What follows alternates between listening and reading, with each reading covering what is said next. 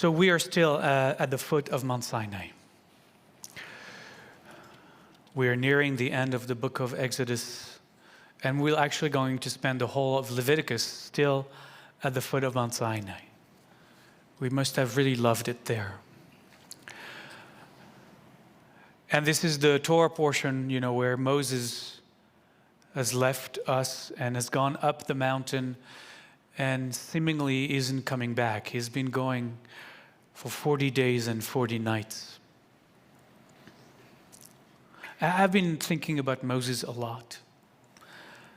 I've been thinking about Moses a lot this past week, especially. I think of Moses a lot because it's what I do for a living.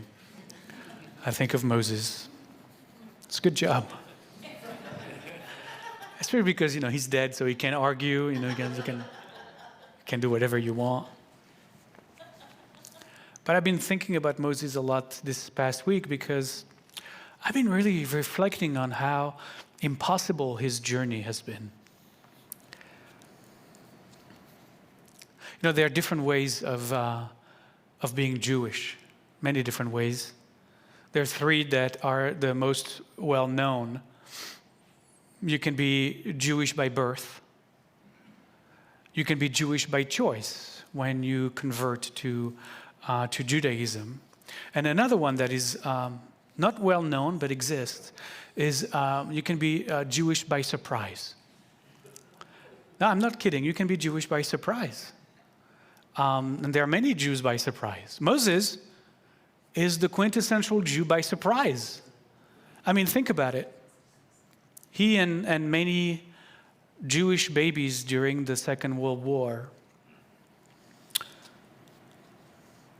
a very dark turn right there, but it's true. It's an interesting analogy, right? Him and many of the Jewish babies during the Second World War were given to non-Jewish families to be raised so that they can survive and escape death. It's interesting to think about these parallels.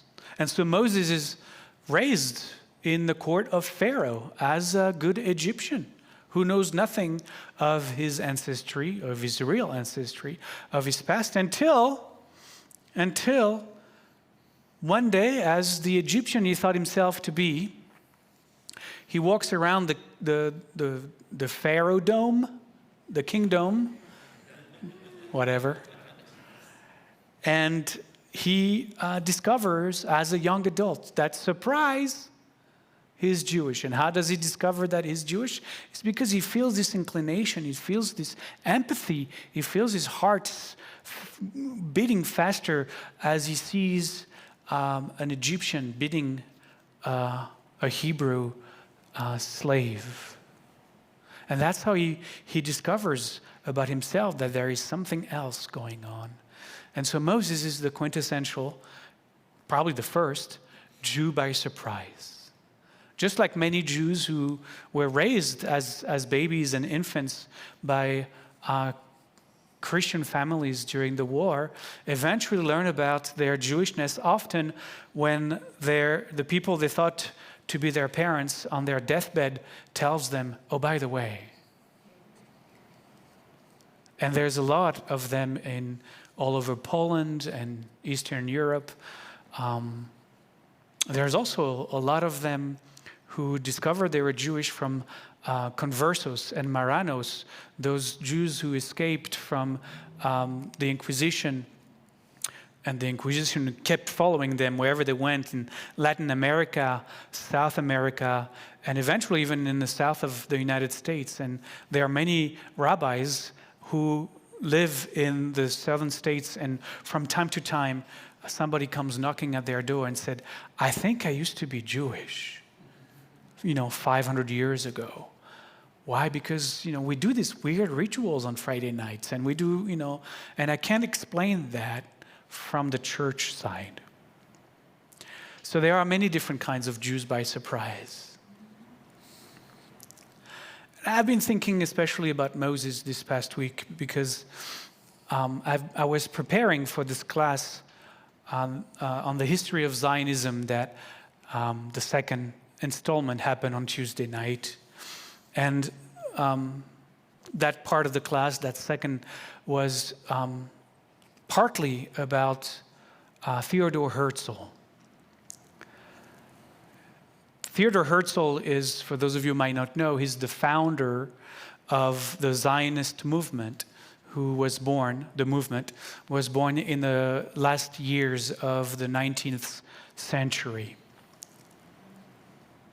And Theodor Herzl, himself born in Hungary, was a lot like Moses because he was really raised as an Egyptian.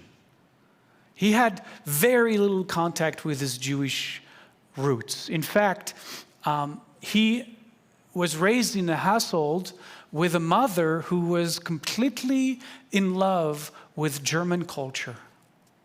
Everything in their house was German. Even they living in Hungary were speaking German in their house. At home, they spoke German. So enamored their family was with Germany and the German culture, German philosophy, and so on.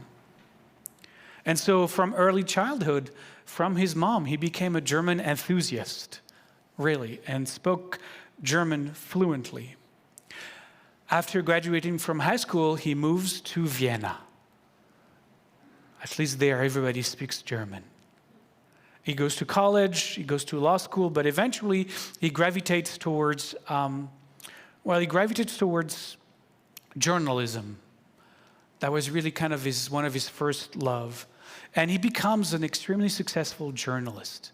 He works for the most prestigious newspaper in Vienna.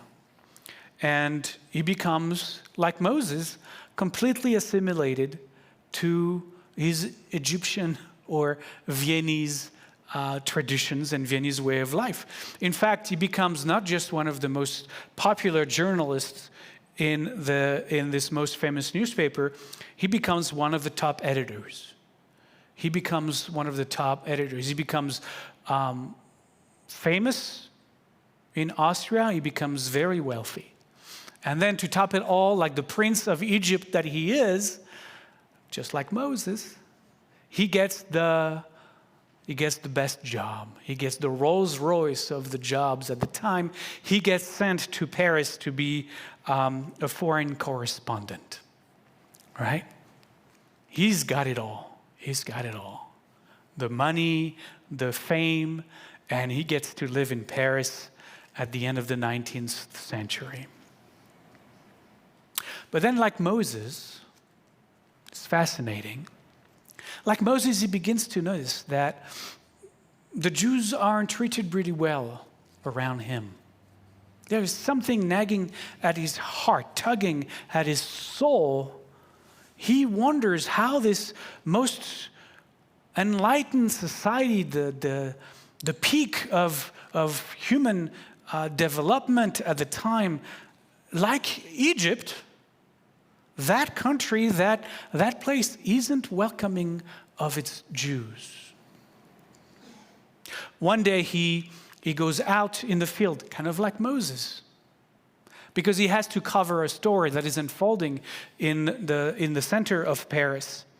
And like Moses, in the same story, he witnesses a Frenchman beating down a Hebrew. Very incredible similarities in both stories. And this Hebrew that he witnesses being beat up by that Frenchman is Alfred Dreyfus. Alfred Dreyfus was a Jewish officer in the French army who was wrongly accused and condemned for giving secrets to Germany from being a spy. For being a German spy. And the Frenchman who beat him up, well, he didn't exactly beat him up, but he was his commanding officer, and he tear his epaulettes, he tear down his medals that he had won, and he breaks his sword in two, an act of utter humiliation. Not only an act of utter humiliation in front of his brothers in arms, But this is done in a courtyard of a military base that is smack down in the center of Paris, that has complete visibility from the outside. And there is a mob, hundreds of Parisians, witnessing the humiliation of the Jew, shouting, raging, "Death to the Jews, death to the Jews, death to the Jews," for hours.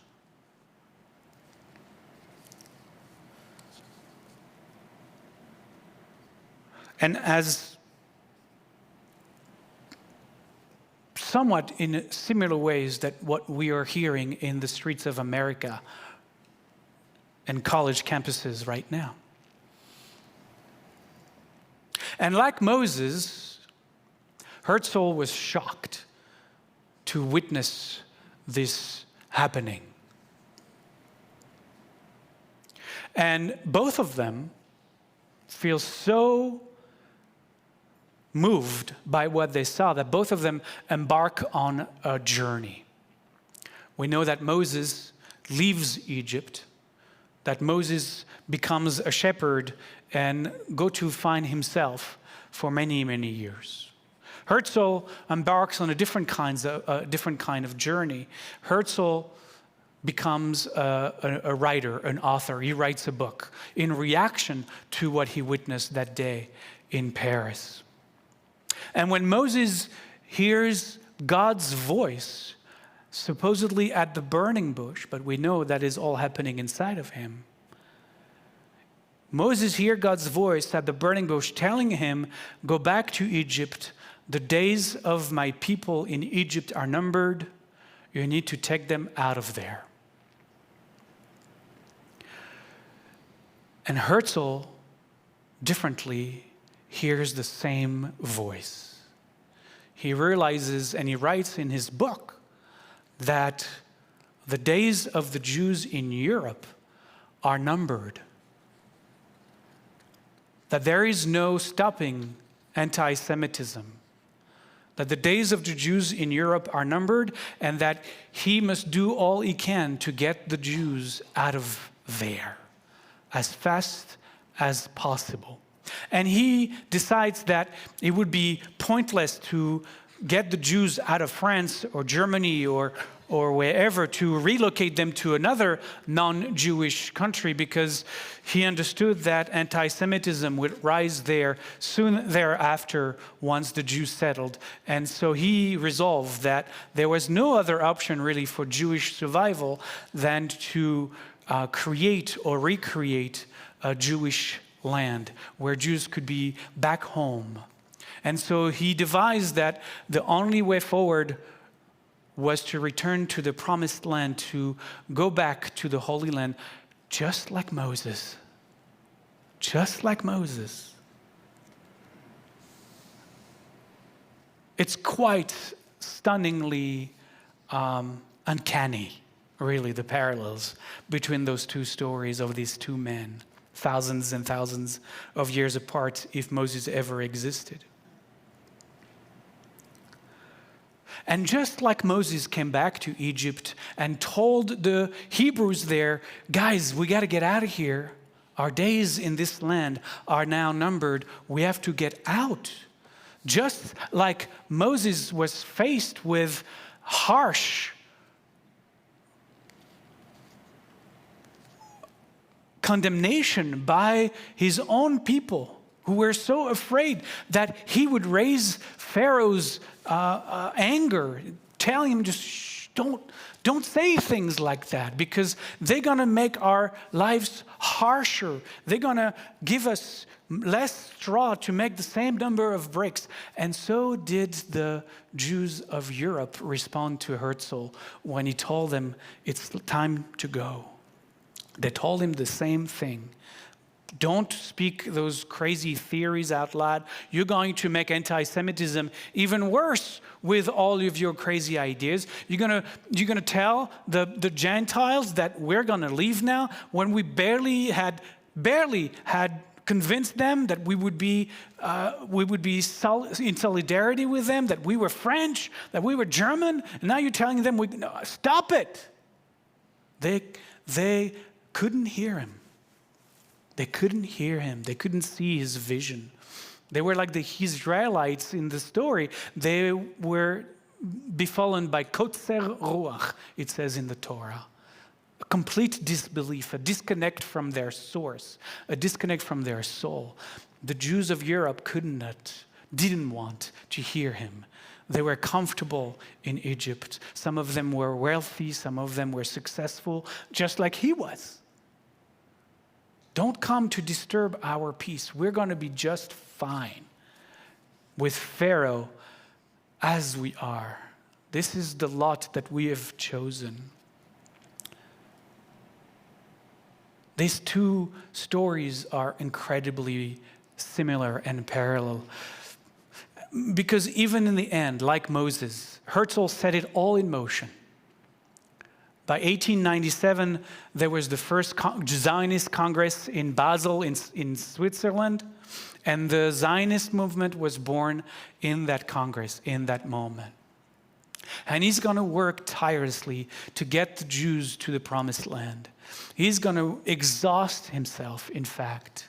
And just like Moses, he's not going to even realize that it's working, because all he hears, just like Moses, is these Hebrews complaining about everything, complaining about him, telling him to be quiet, to not.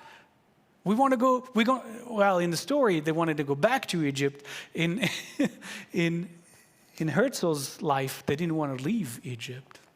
And actually, even in the Moses story, many Jews didn't leave Egypt.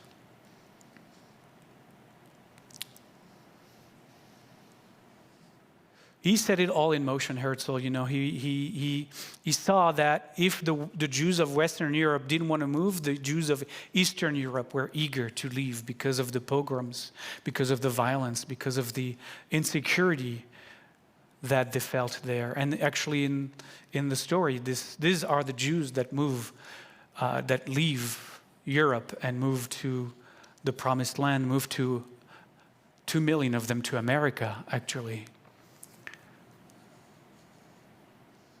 And like Moses, Herzl never gets to see the Promised Land himself. He never gets there. He dies actually 7-8 years after the beginning of the movement in the early years of the 20th century. In 1897, as he writes about the first Congress that just closed, he writes that he has ushered in the creation of a Jewish state. He writes that in his journal. We have the journals. And he writes that in 50 years, there will be a Jewish state in the world.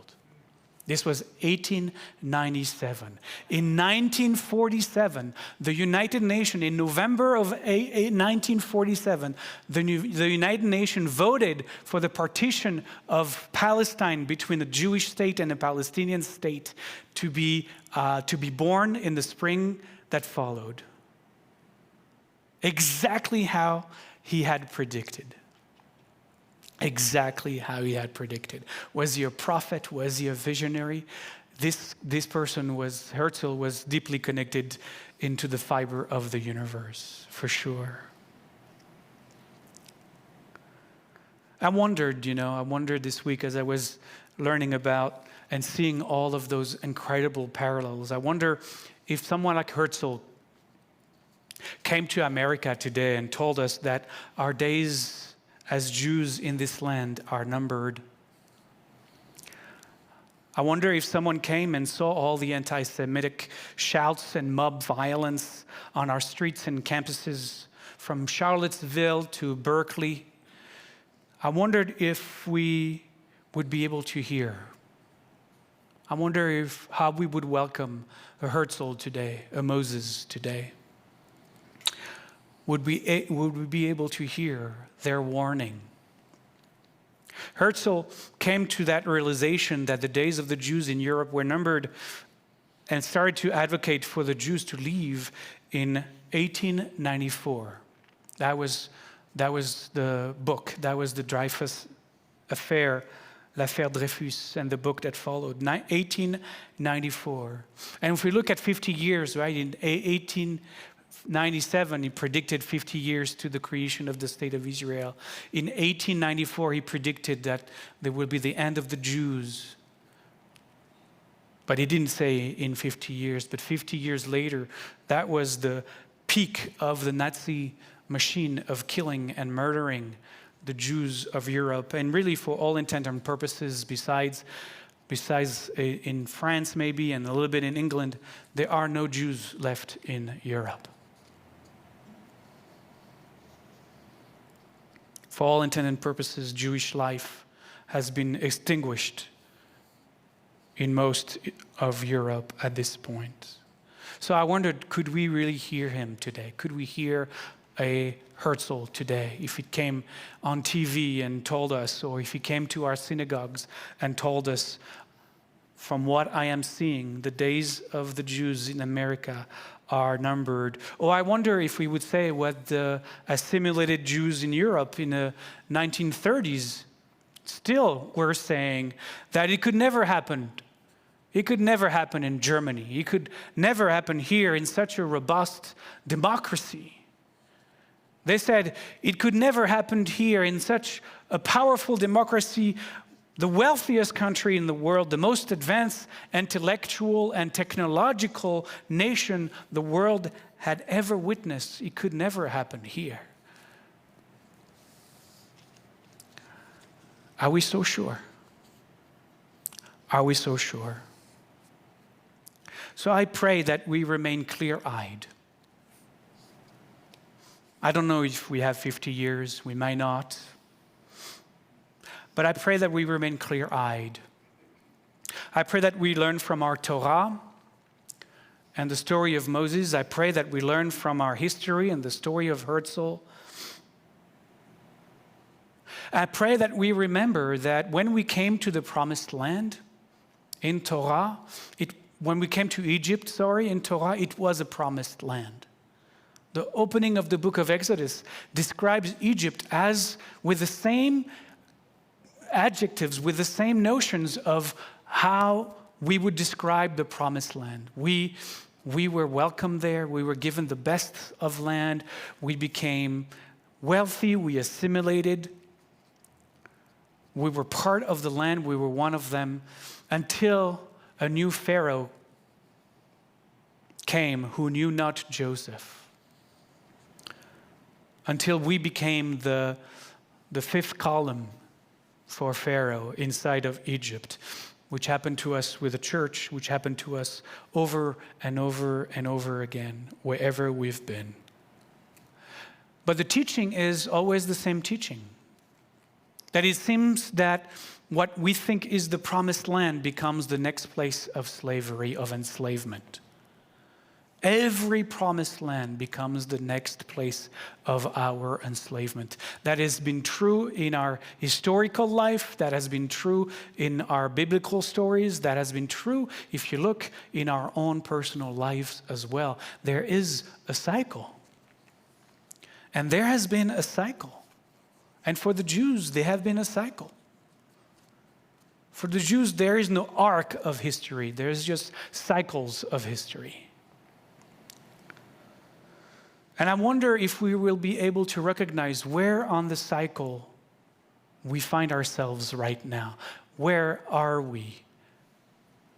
Are we close to the middle? Are we nearing the end?